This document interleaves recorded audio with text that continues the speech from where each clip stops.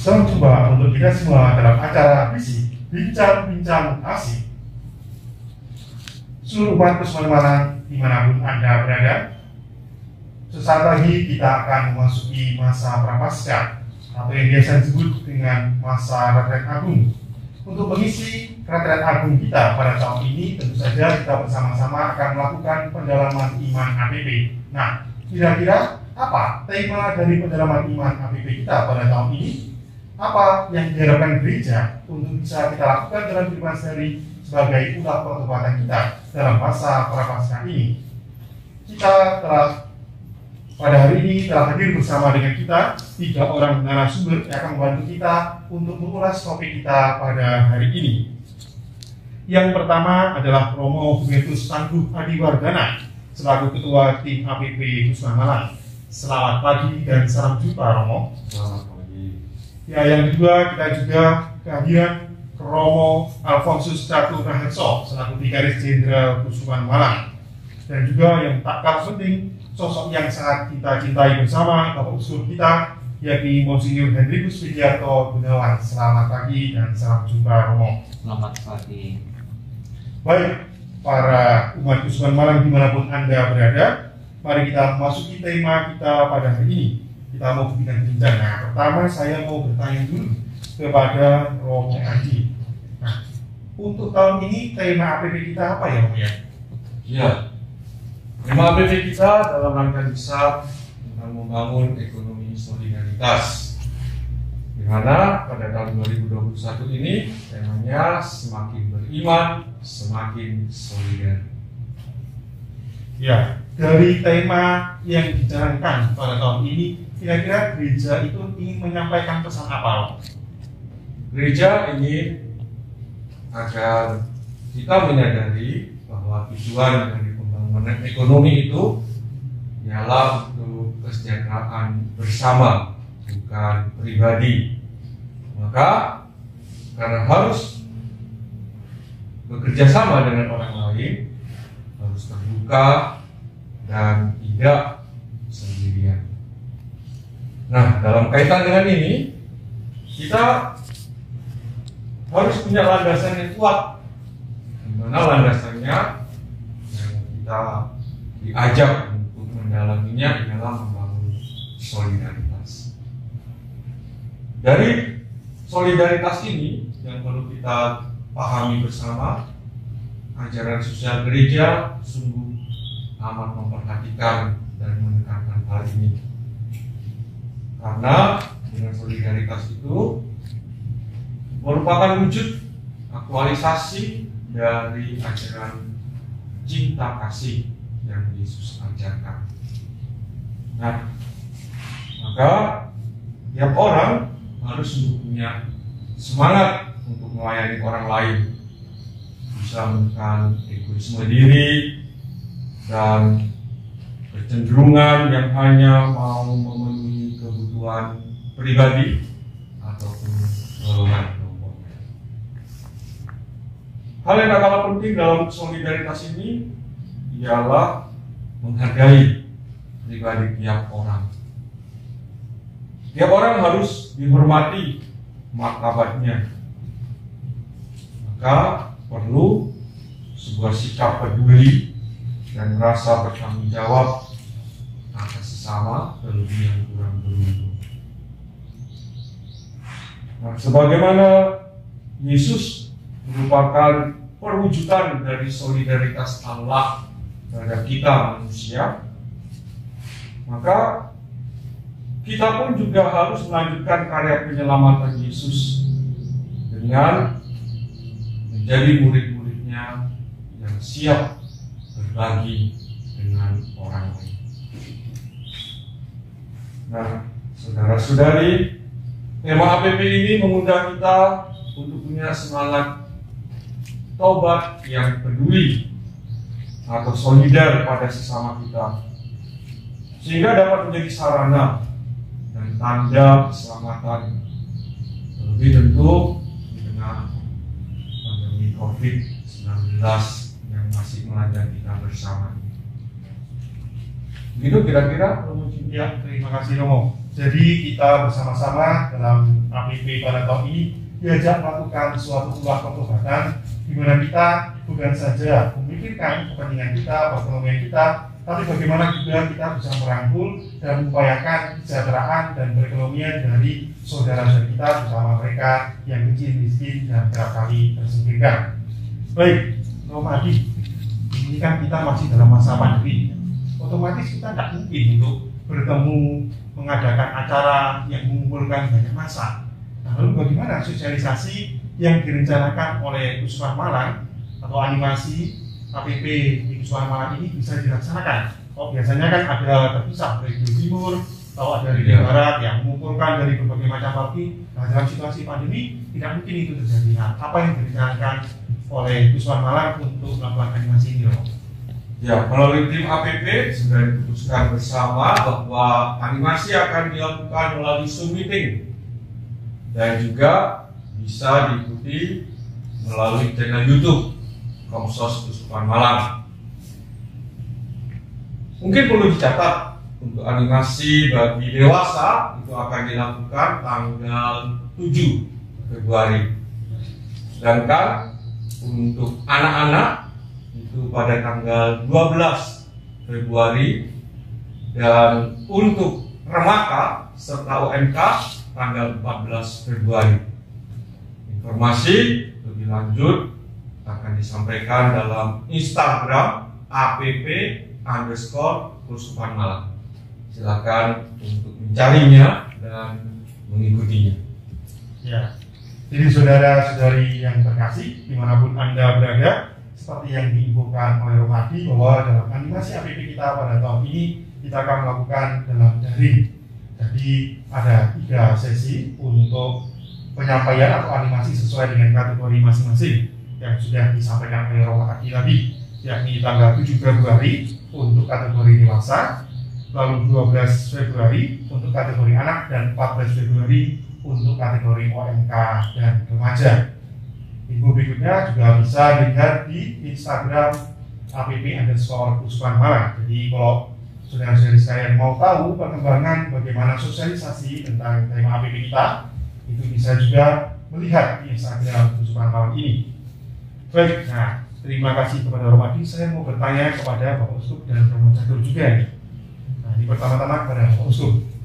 Nah, Bapak Uskup, berkenaan dengan tema APP pada tahun ini, gerakan apa yang Bapak Uskup harapkan dari para pelaku usaha di Kusuma Malang? Saya di Kusuma Malang kan ada banyak praktisi-praktisi usaha atau pelaku-pelaku usaha yang berjuang untuk memenuhi perekonomiannya. Nah, harapan atau gerakan apa yang Bapak Uskup harapkan atau inginkan di masa prapaskah atau dalam APP tahun ini?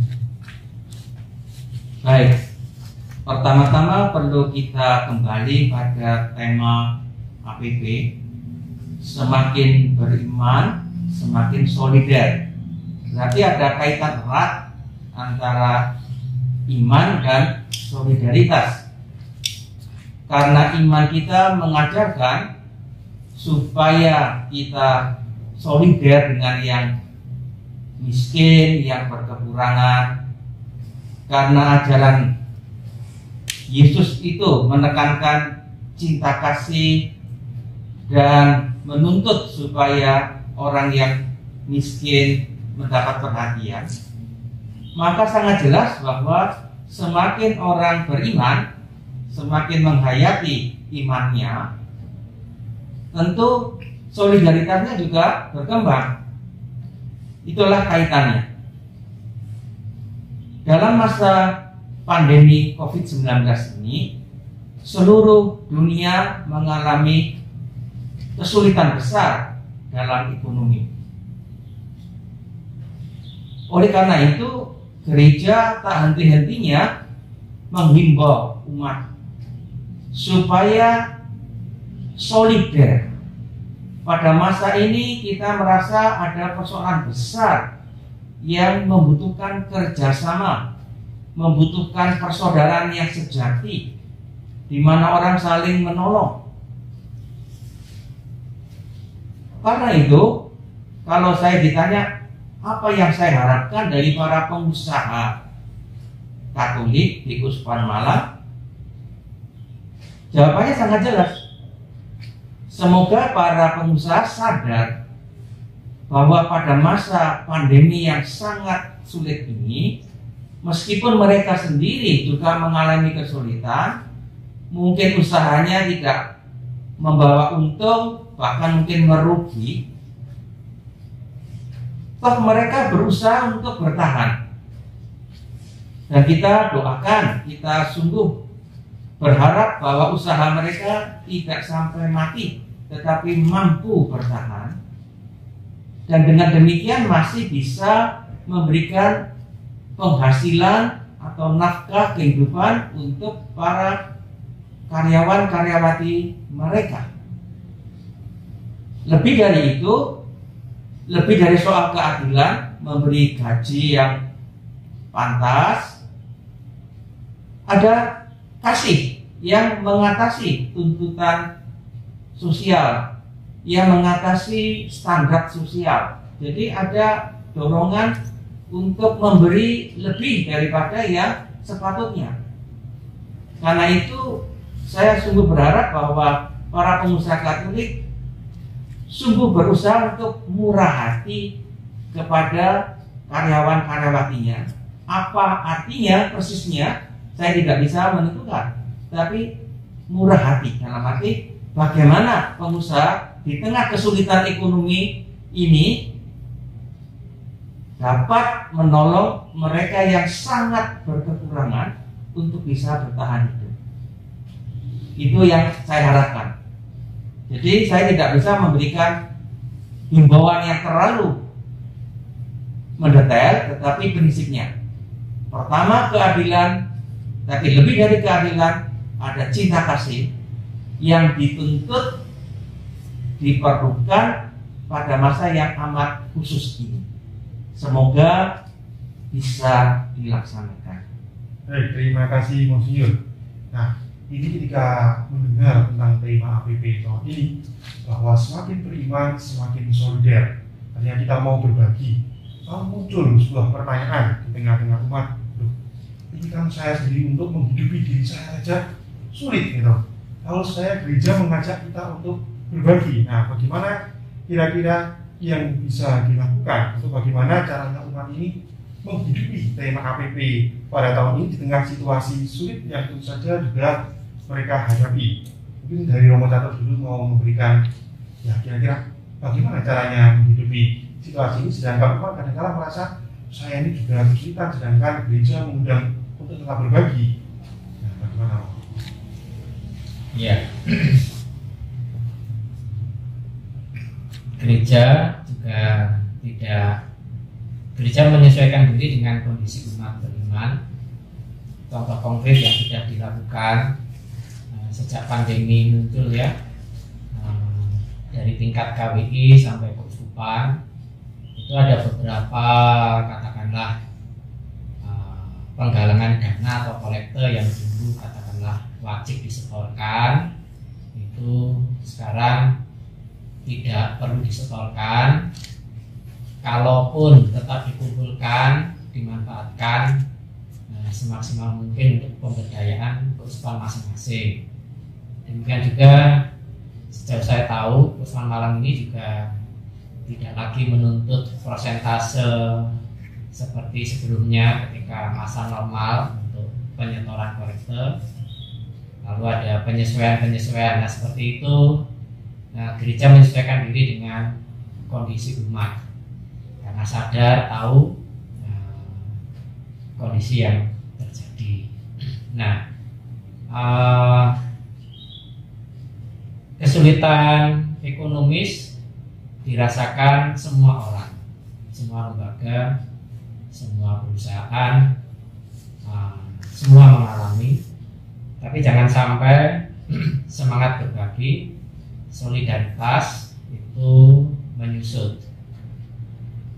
Semangat solidaritas harus tetap ditingkatkan meskipun bentuk konkret real dari wujud solidaritas itu karena kapasitas ekonomis menjadi berkurang, mungkin juga berkurang katakanlah kontribusi realnya, fisiknya, tapi semangat solidaritas itu jangan sampai menurun.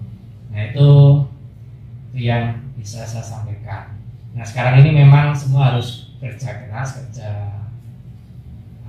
berpikir keras untuk bersama-sama kreatif membuat terobosan-terobosan untuk ketahanan ekonomis rumah tangga.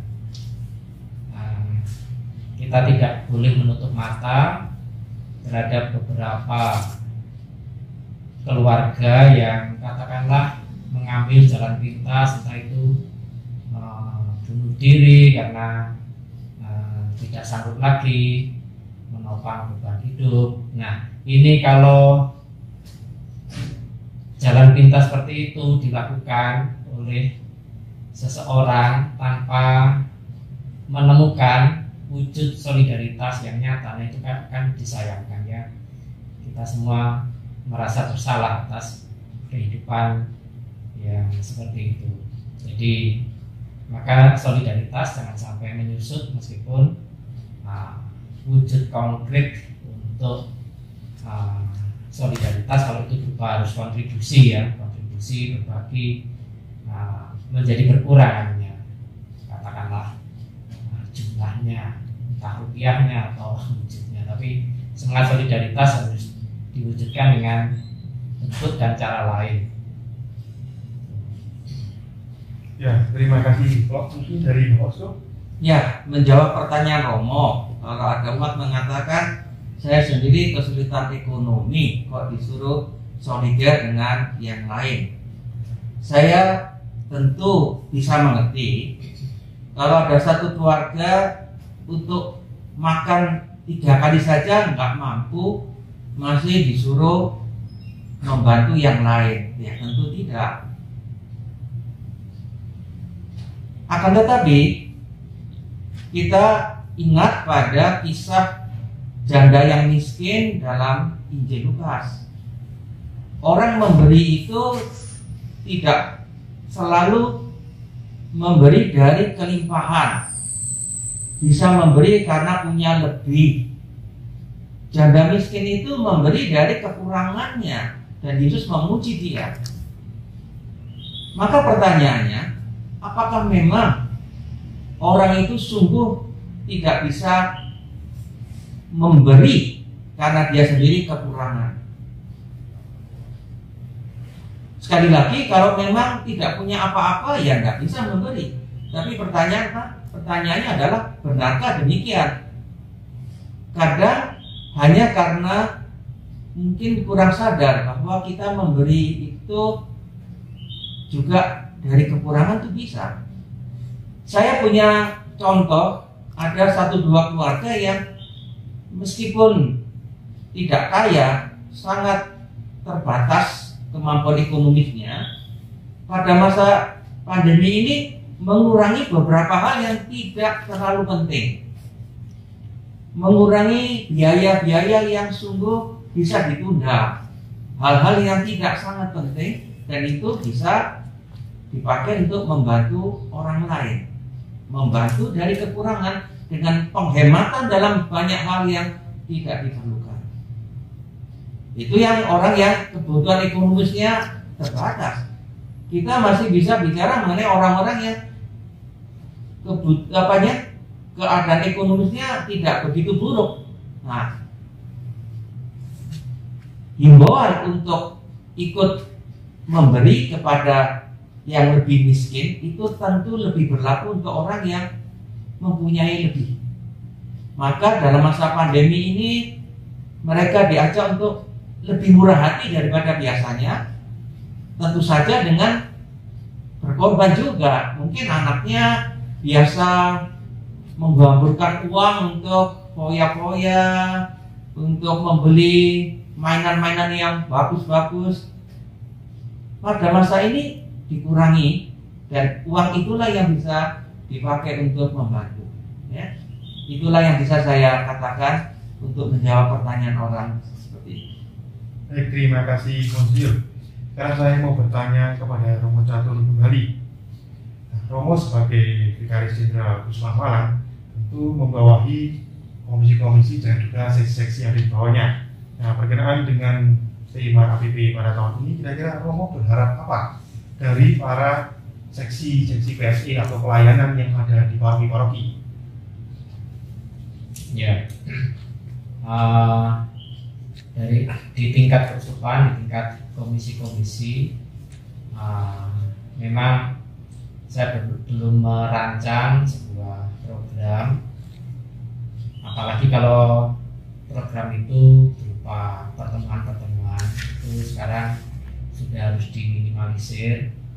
Nah, untuk animasi atau sosialisasi itu yang barangkali bisa selalu dilakukan lewat media sosial atau internet. Nah, untuk kalau tidak ada sesuatu yang digerakkan dari tingkat pusat, itu bukan berarti lalu paroki-paroki juga hanya menunggu lalu kalau dari pusat tidak ada ya paroki ayam tentrem sudah.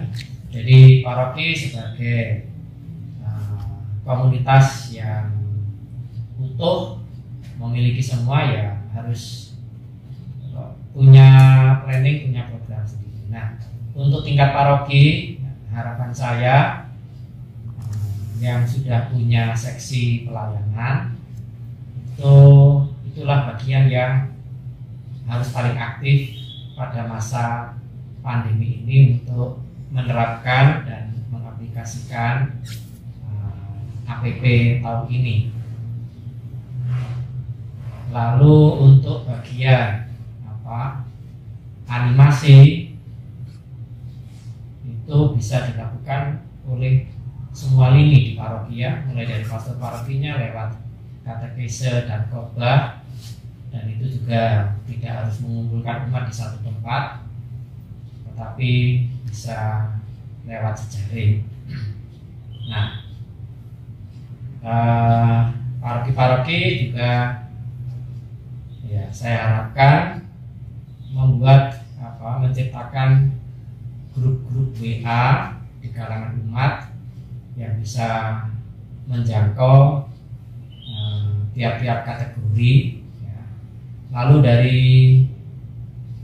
grup WA itu di-share semua yang bisa bermanfaat bagi keluarga-keluarga, entah itu bentuk-bentuk pemberdayaan ekonomi rumah tangga, kerajinan-kerajinan yang bisa dikerjakan di rumah, lalu juga sharing bagaimana memasarkan.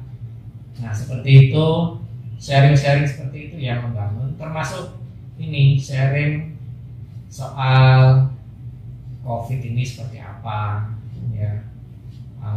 Lalu orang kalau sudah terinfeksi dinyatakan sembuh, itu pastinya seperti apa.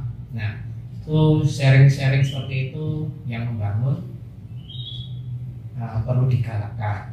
Nah, sementara juga di lain sisi memberangus hoax-hoax yang merugikan umat. Nah, itu saya kira itu bisa di bidang kesehatan, pendidikan, ekonomi, dan sebagainya. Nah, jadi animasi selalu bisa dilakukan siapapun lewat jejaring yang ada. Nah, sekarang paroki mau tidak mau harus punya wifi yang bisa diakses, punya akun Zoom yang bisa selalu dimanfaatkan oleh dewan paroki, oleh seksi-seksinya untuk menganimasi semua. Baik, terima kasih Romo Catur. Ya, sebelum kita tutup pertemuan kita pada hari ini, saya ingin bertanya kepada Bapak Uskup dan juga Pak Romo, pesan apa yang ingin Bapak Uskup dan Romo berikan bagi para animator di paroki? Nah, animator paroki bukan hanya sekedar para pemandu penjalanan iman, tapi juga guru-guru di sekolah dan juga berbagai macam pihak yang juga ikut serta dalam animasi APP ini. Pesan apa yang ingin Bapak Uskup dan para Romo sampaikan kepada para animator ini dan juga kepada umat di Puskesmas Malang secara umum baik mereka yang merupakan pelaku usaha maupun mereka yang tidak masuk dalam jajaran dari pelaku usaha ini. Mungkin dari Monsinyur. Kalau yang dibicarakan adalah para animator APB, entah itu petugas resmi atau bukan, pesan saya demikian. Masa ini masa yang amat sulit, masa yang amat khusus. Ajaran gereja mengenai solidaritas yang sudah sekian lama kita dengar menjadi makin mendesak pada masa yang sulit ini.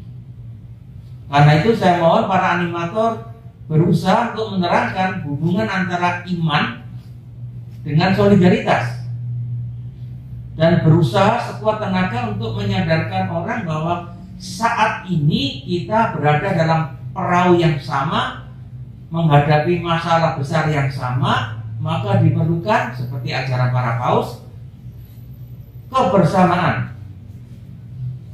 kerjasama, persatuan, dan solidaritas. Karena itu tolong para animator tidak jemu-jemunya menyadarkan umat hubungan antara iman dengan solidaritas ini.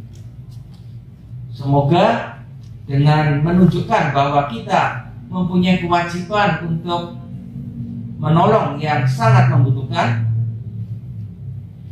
dan memberi itu tidak selalu karena kita punya kelimpahan, tetapi memberi juga seringkali terjadi memberi dari kekurangan. Itu yang ingin saya sampaikan kepada para inovator, tolong ini ditekankan. Terima kasih. Terima kasih Monsinyur dari Rumah Datuk. Ya, peranan animator sangat vital, sangat penting, karena ya dalam pemikiran saya animator itu ada di depan, ada di tengah-tengah proses, dan ada di akhir proses. Karena yang namanya pertobatan itu selalu mulai dari hati,